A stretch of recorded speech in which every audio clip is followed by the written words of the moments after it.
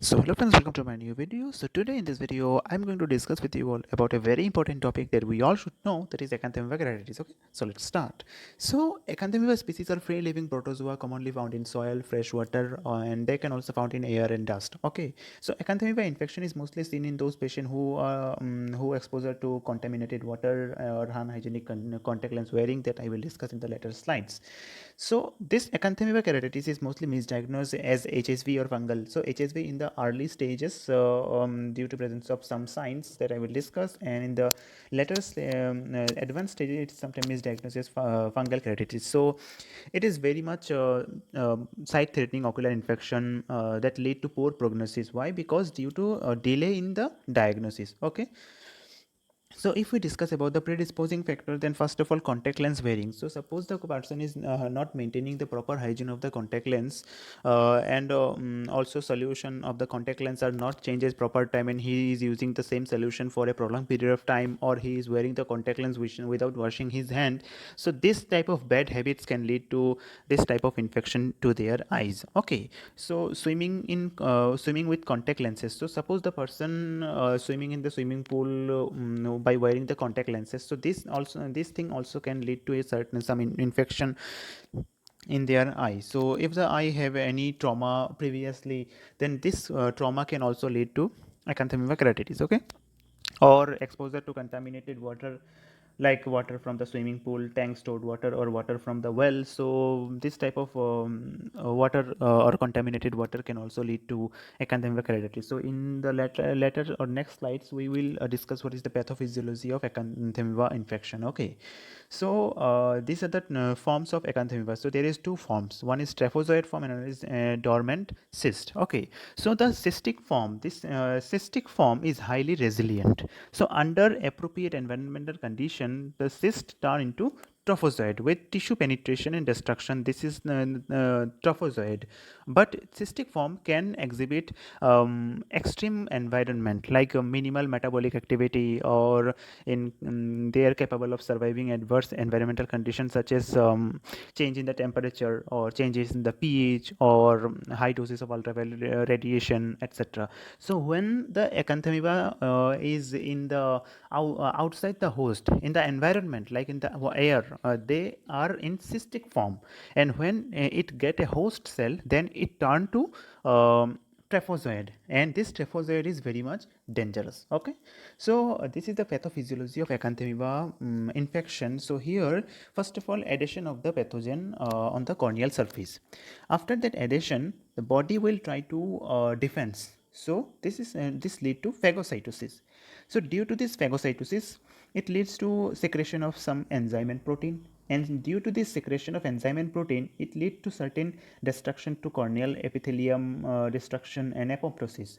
Due to this, it leads to stromal degeneration, and the pathogen reach to the stroma, and after reaching to the stroma, the pathogen lead to damage to the corneal nerve, and this damage to the corneal nerve lead to severe pain, as well as we can see in the acanthamoeba keratitis, like some anterior stromal infiltrate or peripheral infiltrate, and in advanced stage there is ring infiltrate or pseudodendrite. This type of things can be seen, and also hypopion can also be seen. Okay, so these are coming in the later stages, but eventually when the patient is having this type of infection, then he will feel severe pain in his eyes with photophobia, redness. Why? Because the acanthamoeba protozoa, which is responsible for this acanthamoeba keratitis, affect the nerve ending, so it leads to severe pain. Okay, so symptom, as I said, severe pain, redness, photophobia, lacrimation, and blurring vision. Okay, so you need to take the history properly, that whether the patient is having any history of contact lens wearing, or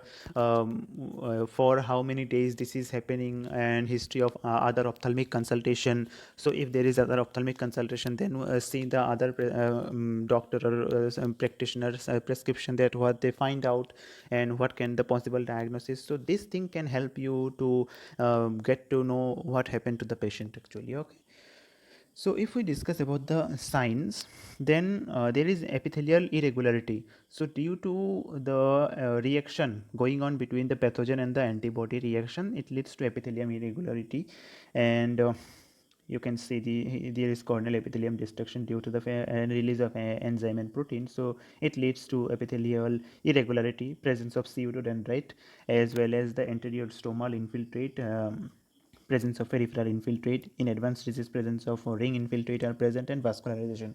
So I will show this pictures in the later slide. So here you can see there is the presence of anterior stromal infiltrates. Okay, and so in this picture you can see that here the presence of ring infiltrate. Okay, so the central cornea, you can see that it is edematous, and there is a layered hypopyon in the down inferiorly, and a ring infiltrate is there. Okay, so here this picture is the same picture of same patient eye, but it is having more severe. So it can be after 3 months or 4 months. So even after giving the treatment, this infection get in severe form. Okay, so in this picture you can see that this is diffuse acanthamoeba keratitis, and you can see there is scleritis also there with blood vascularization. So in these cases the patient will feel severe pain, and um, because here presence of scleritis as well as keratitis also there, so the patient will feel severe pain. And but in the early stages where the epithelial involvement are only there, so the patient will not feel that much pain, but after as the condition get severe, the patient will feel more pain in his eyes. Okay, so in this picture you can see that there is diffuse stromal infiltrate here, and this is the same patient, but after giving the treatment the patient ocular condition is well. Okay, now if we see this picture, then you can see that this is the severe or advanced form of acanthamoeba keratitis. So here the patient will be unresponsive to the treatment as the condition is very much severe. And in this type of advanced cases where ring infiltrate also there, then the central stiffening also can be seen, and in more advanced stages perforation can also be seen. Okay, so in this type of cases, when the pharmacologic management will not work, then the surgeon will decide to go for corneal transplantation. Okay, so how to diagnose this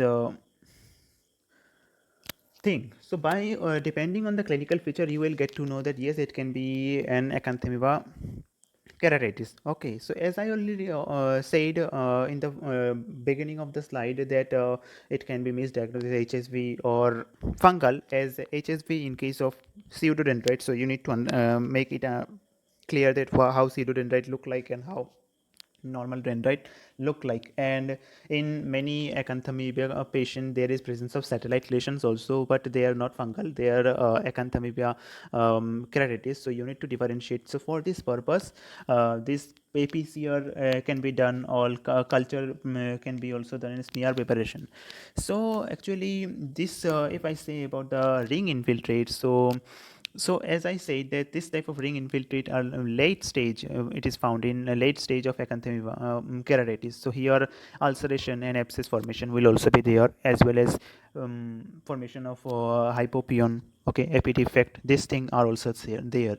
So adding with that, the characteristic ring infiltrate is only present in approximately 50% of the patient with advanced disease. So it doesn't mean that all acanthamoeba keratitis patient are having this ring infiltrate. It's not true. Okay, so sign of very advanced acanthamoeba keratitis includes this stromal thinning or corneal perforation. Okay, so remember this thing. So if I go to the diagnosis or investigation, then PCR has demonstrated the significant improvement in the detection of acanthamoeba over the past decades. So this can be a very much useful technique. So apart from PCR, in vitro confocal microscopy, or that is shortly said as IVCM, can also reliably detect cysts, okay, which will appear as well defined round double walled hyperreflective bodies. Okay, so here this is the picture of confocal microscopy, where you can see this hyper-reflective, well-defined round structures are the cystic appearance of the Acanthamoeba. Okay, so by performing the in vitro confocal microscopy, you can also get to know or can diagnose that it's a case of Acanthamoeba keratitis. Okay. Uh, Another thing is that as Acanthamoeba um, uh, tropozoite. So in the beginning, I told you that the two form, okay, trophozoite form and dormant cyst. Okay, so trophozoite form, this form feed on bacteria, okay, algae or yeast. So this trophozoite feed on bacteria, as we know. So culture will develop on 1.5% non-nutrient agar plate, which is covered by dead Escherichia coli.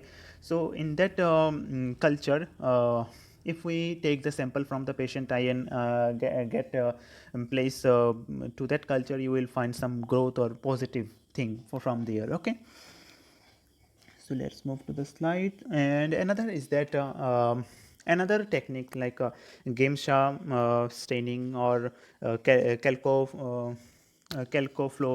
white or acridine orange stain are also a widely used option as they produce accurate result. Okay, so